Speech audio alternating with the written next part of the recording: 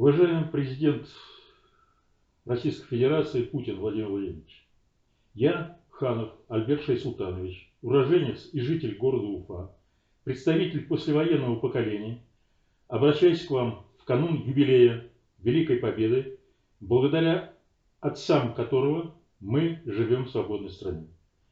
Через нас прошли годы становления, развития и драматичного разрушения нашей родной Родины, Советского Союза.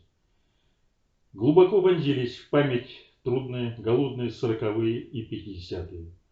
Помню огромные очереди с перекличками за 2 буханками хлеба. Это норма отпуска в одни руки. Иногда у моей матери не было денег, но я придумал оригинальный способ.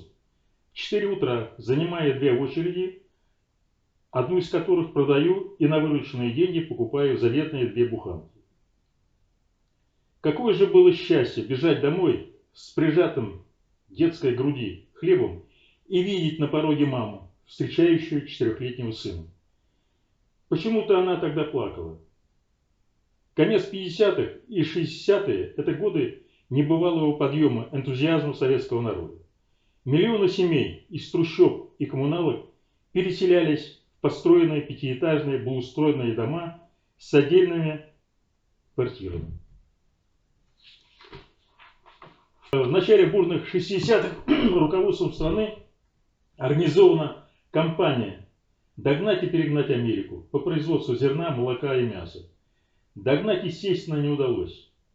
В результате глубоко непродуманных волюнтаристических идей, как, например, уничтожение сел и деревень и переселение людей во вновь построенные поселки городского типа, отождествив работу на селе с работой на заводе, был сделан гигантский шаг в пропасть, ничем не уступающей колхозно-совхозной коллективизации. Я по профессии строитель, и мне посчастливилось руководить строительством более 100 значимых объектов в Уфе и Башкирии. В памяти сохранились лица каменщиков, отделочников, монтажников, сварщиков, механизаторов, электриков. Это были русские, башкиры, татары, чуваши, марийцы, мордвины. Национальность у всех была лишь одна – советский человек. Люди могли лишь отличаться профессионализмом и отношением к труду. Вспоминаю один из объектов. Это 5-этажный 6-подъездный дом напротив кинотеатра «Орион» в Демском районе Уфы. Так, в 15 числах октября 1978 года Уфимским горкомом КПСС было дано распоряжение построить его и сдать в эксплуатацию к Новому году. В соответствии с оперативным планом был организован бесперебойный цикл работ, в нынешнем сленге это 24/8, без выходных дней с почасовым пооперационным графиком исполнения.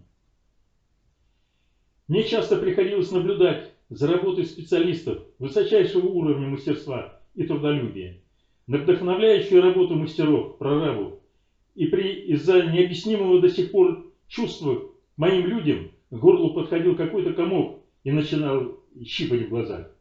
Это для меня-то человек отнюдь не сентиментального. К примеру, при возведении стен невозможно было проследить за мельканием рук каменщиков.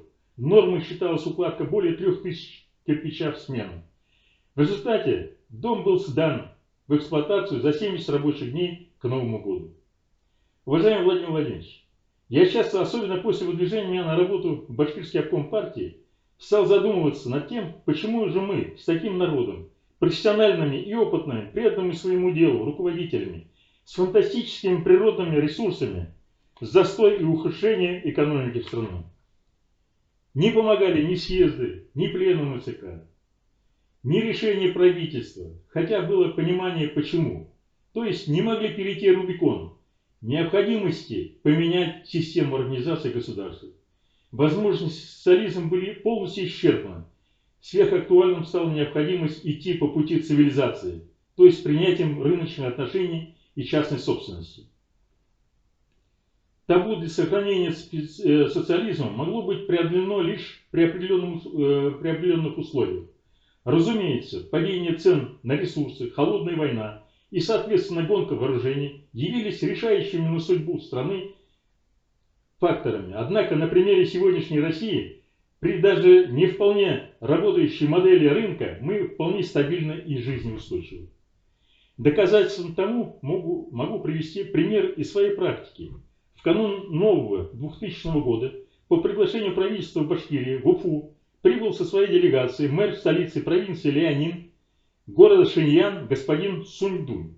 Неожиданно прямо с аэропорта он решил посетить мой частный деревообрабатывающий комбинат Уралтау. До этого я был знаком с ним в Китае при заключении договоров на экспорт своей продукции. Вместе с ним был и здравствующий сегодня тогдашний мэр Уфы Емалдинов Федус Аглямович. К слову, комбинат с 7 производственными цехами, сушильными камерами, цифровым оборудованием, западной технологией, котельной, 2 электроподстанциями, системами водоснабжения и пожаротушения, гостиницей, столовой, численностью персонала 250 человек, был построен моим частным предприятием в 30 километрах от Уфы на лесной поляне за 3 года. Финансирование обеспечивалось за счет кредитов банка в $6 миллионов США, своевременно погашенным мною. Мэр Шиньяна проявил неподдельное удивление увиденному и, обращаясь ко мне, сказал, цитирую: «У страны, судя по вашему комбинату, блестящее будущее. Я очень удивлен, что вы смогли за столь короткий срок построить такое большое современное производство, оснащенное таким оборудованием. Это могут быть лишь люди с умом и интеллектом Запада и упорством и целеустремленностью Востока». Уважаемый Владимир Владимирович, за время вашего правления пройден огромный путь становления России. Под вашим руководством преодолены в конце 80-х и 90-х годах, когда в безысходности одни устремились в чужие края, другие ударились в пьянство, некоторые начали искать утешение в нетрадиционной, враждебной для страны религии, я уж не говорю о бандитизме, воровстве и проституции. Оставшуюся после распада СССР национальную Россию раздирала нищета, депрессия, полная импотенция властных структур и потеря нравственных ценностей народа. Остановились заводы и фабрики. Страна находилась на грани распада и гражданской войны. Только терпение и мудрость народа и приход к власти нового руководителя страны в вашем лице спасло государство от всеобщей беды. Прошли годы. Страна и люди изменились. Выросло следующее поколение россиян. Заработали заводы и фабрики. Уже нет сплошной безработицы. Даже наоборот. На предприятиях ощущается нехватка кадров. Однако у нашей страны есть несколько смертельно опасных угроз, которые необходимо преодолеть как можно скорее. Во-первых, это тесно взаимосвязанное друг с другом отсталое сельское хозяйство и устойчиво регрессирующая численность населения. Всегда издревле численность народа России росла за счет сельского населения. У городских семей 1-2 ребенка – это норма для родителей. Таким образом, в лучшем случае речь идет о возможном сохранении баланса численности при полном отсутствии экономических выгод. А в деревне совсем по-другому. 10-12 лет ребенок становится полноправным членом семьи, помогая родителям растить младших братьев и сестер, а также быть бесценным помощником в большом хозяйстве. Таким образом, воспитанные трудом деревенские дети – это наиболее нравственная, порядочная и трудолюбивая часть населения нашей страны. В своем послании Федеральному собранию по итогам 23 года президент подчеркнул, что, цитирую, в сельском хозяйстве существует ряд проблем, которые необходимо решать. Они очень существенны, по моему мнению. В последние лишь 40 лет около 80 тысяч деревень и сельских населенных пунктов исчезли с карты России. Это говорит о том, что десятки миллионов гектаров пахотных земель не обрабатывается, громадный отток в города жителей, деревень и сел. И такого бегства крестьян из обжитых мест история России не знала. Под лозунгом «земля должна принадлежать тем, кто ее обрабатывает» была осуществлена реформа в кавычках главного богатства страны – сельхозугодий. Сегодня даже пустующие земли имеют своих хозяев.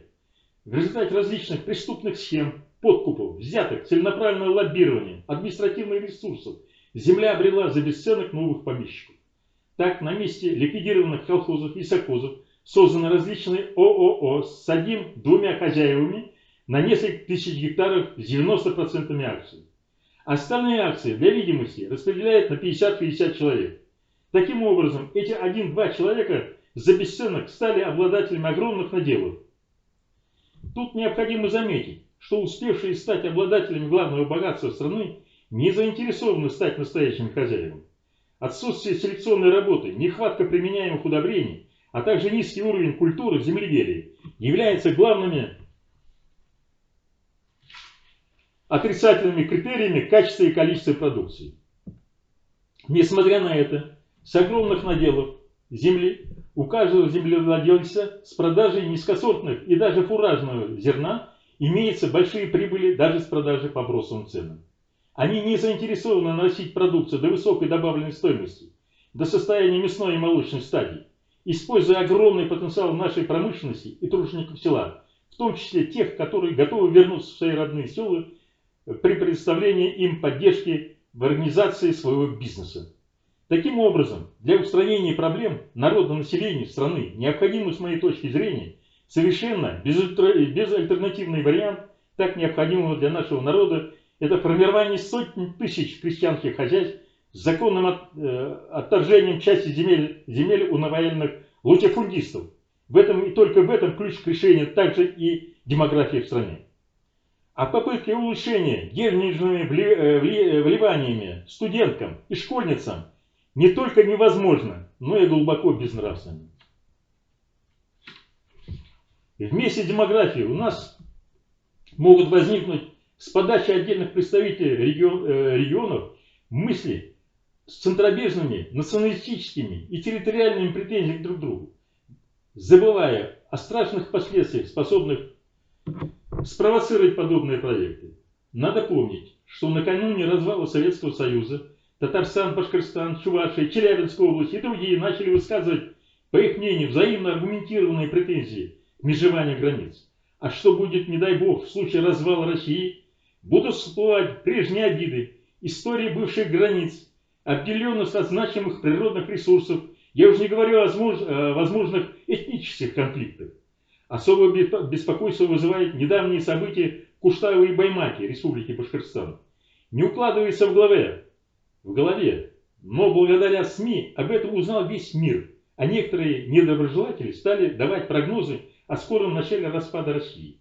Хотя все эти вопросы можно было бы решить по-доброму и взаимном согласии, не доводя людей до серьезных столкновений. Но решать было некому. Необходимо помнить, что в случае распада экономической нестабильности с нами разберутся китайцы, турки, американцы и другие, и будет ситуация подобной с уйгурами в Поднебесье. Уважаемый Владимир Владимирович, главным формирующим фактором единения России, ее демографического роста, безусловно, является создание нормальных условий жизни по всей стране.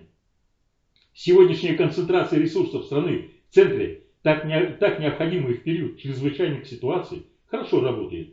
Однако, когда они заканчиваются, по моему мнению, есть суровая необходимость отхода от дотационных принципов вливания ресурсов, порождающих иждивенчество и безответственность. Настало время полнее использовать возможности рыночных отношений, закрепленных в нашей Конституции во всех субъектах страны. Учитывая неравномерное состояние уровня развития регионов, необходимо дальнейшее развитие внутренней кооперации, горизонтальных связей, элементов взаимного проникновения между областями и республиками, элементов научного потенциала, промышленного, аграрного и добывающего производства специалистов. На сегодняшний день остро настала необходимость создания организующего и мобилизующего органа федерального уровня Института планирования экономики, прообраза бывшего СССР Госплана, сконцентрировав в нем умных, талантливых, преданных своему делу специалистов, способных определять направление развития экономик регионов, быть связующим звеном в успешной работе всего экономического организма России. Уважаемый президент, очень скоро военные действия в Украине должны закончиться, так же, как и у наших отцов в 1945-м. Установится мир, и огромная масса наших бойцов, умело пользоваться оружием, огромный опыт ведения боев, глядевшие смерти в глаза, вернутся на родину и станут требовать немедленного решения своих проблем. А учитывая ваше заявление, что воины СВО должны стать элитой нашего общества, я особого внимания к себе. Никому не секрет, что самая многочисленная часть войск СВО среди регионов – это выходцы из Башкирии, большая часть которых – это парни из сел и деревень. Исходя из этого, учитывая огромную государственную важность возрождения сел для укрепления продовольственной безопасности страны, обеспечивающей воистину главную потребность российского народа качественными и, главное, доступными продуктами питания, а также ускоренного роста населения страны, поручить главе Башкортостана Хабирову Раде Фаридовичу поддержать всеми имеющимися рычагами исполнения пилотный проект возрождения сел и деревень Республики Башкортостан с дальнейшим распространением опыта реформирования сельхозпроизводства на всю страну. Проект предусматривает создание семейного бизнеса, малые хозяйства, сферой деятельности которых будет от производства кормов на выделенных землях до получения мясной и молочной продукции. При этом надо иметь в виду, что начального капитала у членов будущих хозяйств не будет. Для организации фермерских хозяйств предложить будущим фермерам на выбор два варианта финансирования. А. Собственность самих членов будущих хозяйств с выделением льготного кредита под гарантией местного муниципалитета и соответствующих субсидий. Б. Собственность и муниципалитетов с дальнейшей передачей в собственность самих фермеров по мере становления предприятия. Вместе с тем предусмотреть передачу в будущее хозяйство земли сельхозназначения площадью до 200 гектаров на каждое предприятие по кадастровой стоимости с рассрочкой платежа на 50 лет. С целью экономии средств на начальном этапе необходимо применение простого и дешевого сельхозоборудования с ее изготовлением на местах в центрах муниципальных образований и тем самым реанимировать, создавая местные производственные мощности. Бывшим воинам СВО необходимо предусмотреть следующие льготы. Первое. Безвозмездная за счет государства передача земельных угодий. Второе. Выделение льготных кредитов со сроком погашения в 25 лет. Кроме этого, у нас в республике есть меценаты, готовые безвозмездно передать бывшим бойцам значительные денежные суммы. Воины СВО по зову своего сердца в ратном бою, теряя своих друзей, побратимов, земляков, проливая кровь и частно рискуя погибнуть, заслужили огромное уважение и внимание к себе. Уважаемый Владимир Владимирович, я понимаю вашу огромную загруженность, не тешу себя надеждой, что вы ознакомитесь с моим обращением. Однако у вас есть помощники, способные оценить изложенное и не превратить его в крик, вопиющую пустыню.